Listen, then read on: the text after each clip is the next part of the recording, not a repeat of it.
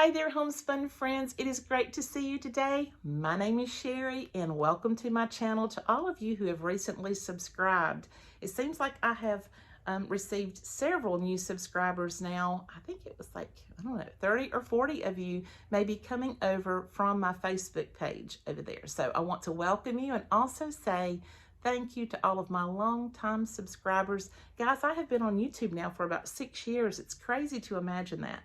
And several of you have been with me from the very beginning.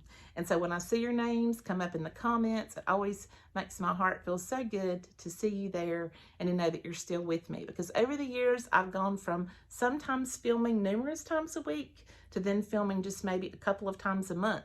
But no matter what, you guys have hung around and you've been faithful, and so I want to thank you for that. And I consider you my friends, my online friends here at the Homespun Wife. So welcome to the new people, and certainly thank you to those longtime friends that are still with me. I've had a busy morning, and I decided I've had enough of working around the house, and I wanted to stop and say hello to you. And I thought, what am I going to talk to my friends about? So I thought I would just tell you what I've been doing this morning. I started out the day putting fresh sheets on my bed, and you know how that is. You have the whole cycle. You take the old sheets off, you put them in the laundry, and then you put the new sheets on. And then I decided to wash a couple of our throw blankets that we use quite a bit just to cuddle up with. So I like to wash those every couple of weeks. And so I have all of the regular laundry going also. And so I just had a lot of laundry going today. And then in addition to that, I went outside and planted some of my plants. Most of my plants are already outside that I showed you in a previous video, maybe 2 or 3 videos ago. But I still had not put out my zucchini. So today I put out 4 zucchini plants. I put them in one of the 20 to 25 gallon bags, the grow bags. And I think that will be a big enough pot to contain all of those zucchini. We'll see. But I put them out there together because they had gotten up pretty large. I also found that my lettuce is just not looking great, and I ended up just pulling it out of the pots. I hated to kind of waste my time with it when I realized that they just never really took off. And I told you in the previous video that I just didn't think they looked that great. And I kind of hoped once I got them outside for a few days, they would perk up, but they never did. And I really think I probably did not start those seeds early enough in the season. Here in the South, we have such strange weather, and it really depends on what kind of year we're having. This year we are delayed in our weather about 2 to 3 weeks. I've talked about this with my neighbor, how the wisteria isn't coming on as quickly as it normally does. And we've also had some late cold temperatures. Matter of fact, the 1st of April, one night it got down to about 15 degrees. And so even though I covered up my hydrangea, all of the leaves that were coming out on that died. But now it's kind of shot up again, and the new leaves have come on, and so it didn't actually kill the plant. It just killed that new growth, and several other things that I had also suffered. I know all of the jonquils died, all of the blooms, because it was just too cold. And in spite of that, my Gerber daisy, which is, I think I mentioned this before, it came back and it now has the blooms on it. So I'm going to have to take you outside on my patio soon and show you what my container garden is doing and show you that Gerber daisy and how pretty it is. I'm so proud of it that it has survived from last year and that it survived all this wild weather we've had. But I do think that I probably should have put out the lettuce earlier, because it is a cooler weather type plant.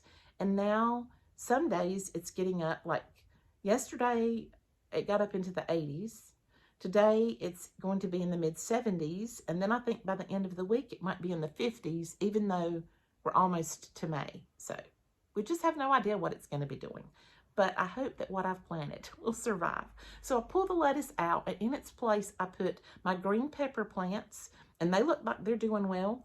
And the zucchini looked like it was smiling and happy when I put it out there this morning, so that was great. And all that I have left to plant from what I started here in the house, I have 4 of the sweet banana pepper plants. And so I've got to get them out. Everything else is out. The cucumber's out. Oh, and my squash, my yellow squash, it never germinated. And I was so sad by that. But I'll tell you what I did. I had those little peat pellets that you put seeds in, and you put the water in, and it kind of grows from this, you know, into like a really tall tube. And I had started a few cayenne seeds in each one of those little pellets. And it never took off. I could never get the cayenne to germinate. It was the only thing I planted that didn't germinate at that time. But the dirt was so beautiful. I mean, it's a seed starting, you know, tube. And so I decided that I would just, you know, kind of clean the surface of that dirt off and then plant my yellow squash seeds in there, and surely they would take off. But they didn't, which makes me question if something was wrong with those two little seed starting containers. I don't know, perhaps. But my yellow squash did not germinate. That's quite all right. I'm not going to start my seeds again. I'm just going to go down to the garden center and I'm going to pick up a couple of plants. Now, I told you that Lowe's has their plants for $4.88, but I will not be paying a king's ransom for a squash plant. I'm going to move on down the road to a local nursery where I can get them, I think for about $1.99. At one place, I think they had them for $1.50. So I'll be looking around to get a couple of squash at a good price. And you know, squash they're just so prolific. You put them in, and before you know it, you've got tons of squash. And I really love yellow squash, so I'm going to be doing that. So anyway, I worked outside in my containers today. My husband usually does all the watering, and he did the watering this morning for me. Thank you, honey. I appreciate that. And then I came inside to get started with other chores. I decided to dust, and my ceiling fans look rough, and I noticed that I had dust on my bedroom walls. I don't even know how that happens. How does dust adhere to a wall? I don't know. But I decided I was going to use my new tools, and I wanted to show them to you. I purchased these from Marshall's on a whim over the winter because I think it was January or something like that. And I think I got 2 for $5.99. It was on some kind of a special. And so I thought these look really interesting. And this is what it looks like. Have you ever seen this before? I mean, here it is fully collapsed. This is what it looks like. And this head bends. It actually, you know, will bend. It's got a really neat way to it. But it's like a little telescopic thing. It pulls out. And then also, you can pull this little duster off and wash it. And man, this thing did the trick this morning. I mean, it's one of the best things I've ever bought to do dusting. I just took this and ran it down my walls, ran it over my little light fixture and all these things, and the dust just came right down, and I gathered it up, and it was embarrassing to see so much dust. It's perfect to reach up. I don't know why, but dust gets over your door frames. Have you noticed that? You just, over your window framing, dust just piles on there, and you just go across it, and the dust is just flying everywhere. But you know, you vacuum it all up, and then you feel better about things. And so I took some things off my walls, and I gave them a good dusting, and that felt nice today. And I also did a few other things like washing some dishes and all. And I said, I'm tired of this. I really am. I'm ready to talk to my friends. So what am I going to talk to my friends about? Well, I decided, in addition to all that I've already said, to talk to you about a craft that I have done over the last few months. I actually started back in December because I got this for Christmas. I had seen something about it online, and I did this as a child, and I bet you did too. And I thought, that hobby is coming back around, and it is the hobby of making pot holders. And how many of you made pot holders when you were a child? I mean, I did. I remember Santa one year brought me the little red plastic loom, and you know, a little bag of those little crazy looking synthetic loops. And of course, I would just do my very best work on that plastic loom, making a pot holder for my mom. When I took it off, it came to be about this size right here. You know, they always seem so small for all the work that you did. And then you would put a pot on it, and before you knew it, it had melted pieces of the pot holder or scorched it, because those synthetic loops were not very advantageous to heat. They didn't like that heat, and that's a tough problem when we're talking about a pot holder. Those two things don't go well together. But it was the idea of making something for someone with your own hands. I still love that to this day. You know, my neighbor made me an Easter card that was absolutely pretty. I should have brought it in here to show you guys. She made me the prettiest handmade Easter card with a little bunny on it and a bow, and it was just pink and purple and white. It was just very, very pretty. And I love getting a handmade gift, don't you? I really do. And I think as the world goes along and things get harder and harder for us, we're going to see more and more handmade practical gifts. Well, the great news about pot holders today is that the looms have greatly improved. And here is my little 7x7 loom. It is metal. And let me tell you the name of the company. I bought some things from the company, and I also bought some things from Amazon, but Amazon must use the same company for the products that they're selling, because this is the Harrisville design. And so that's what kind of loom this is. Let me show you. It's got a little thing there that you could pause that and read it there. And this is a solid metal. It's very, very firm metal. I love that. As you can see, the little pegs on this kind of bow out, and that helps hold your loops on while you're trying to make your pot holder. Not only that, but let me show you something else. We have better loops now. We have better loops going on. I was going to see if I could find the right size loops for this. Everything I'm pulling out, just see, it's just it's that kind of day where, okay, here we go. The 7x7. This is what the little bag looks like if you order one particular color. Of course, when I ordered the loom, it came with some loops already, and they were sort of more of like your traditional colors, like multicolors. But you can order any color that you like. This is flax, and this is for the 7x7 loom. And so I started out making this size pot holder, and I joined 2 or 3 pot holder groups on Facebook. Now, I know not all of you are on Facebook, but Potholder Mania is taking place right now. So jump on board while you can, because you need to ride this train and enjoy this hobby. It's a lot of fun. And when you're sitting there watching TV, you just always feel like you need to be doing something with your hands. Now, probably many of you now coming up in the summer will be snapping peas and shucking corn and doing all kinds of other things while you're sitting there. However, if you find yourself in need of something to do, this is a wonderful hobby to do while you're watching TV, or just sitting there talking in the evenings and enjoying time, maybe on your back deck or something. And so when I joined the pot holder group, I realized that these people are serious about pot holders. And I also discovered that there is a larger loom that makes a bigger pot holder. And I'm going to show this one to you. And this also is from Harrisville Design. Let me get some of the little dust off there. This is the 10x10, and it is a large pot holder. Very, very nice. Same principle. Of course, it's black in color, but it has these little pegs that stick out to help hold the loop on. And this makes a wonderful size pot holder. Now, what some people are doing is they are making these pot holders, and then they're sewing them together and making table runners, placemats, and other things out of the pot holders, which I think is amazing. And they actually, on Etsy, you can go on there and you can order looms to actually make a placemat. And I think they're made of wood. They're like wooden frames that have like metal pegs that are pushed into the wood and in the shape of the placemat. And some people are taking those and making rugs. Oh, they also have something called a mug rug loom.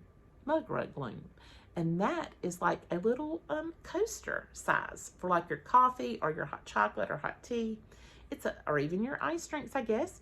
It's a little coaster size loom that you can make little small coasters. I think it was so cute to make like Thanksgiving coasters or July the 4th coasters or, Christmas coasters and give them as a gift. I think that would be really, really nice. So anyway, this is called a pro size loom, and this smaller one is called a traditional loom, I think. Yes, the traditional size. I'll let you see what they look like together there. And let me show you the end result. Now, here are some of the little white loops for the for the big 10 by 10 size. They come in these big bags. Now you can order all kinds of colors. You can order pastel colors and I mean, like antique-ish colors. I mean, you can order all kinds of colors that you want to. When you get online, you're going to see that. But the great thing about these loops is that they are cotton. So when you begin to use these, you're going to notice a big difference in the types of pot holders you made when you were a child. It's no longer synthetic material, okay? This is cotton. This is nice cotton material. Now, when I first started this hobby, like I say at Christmas, that's kind of what I wanted to jump into, and my husband got this for me. He said, get online and order that stuff that you want.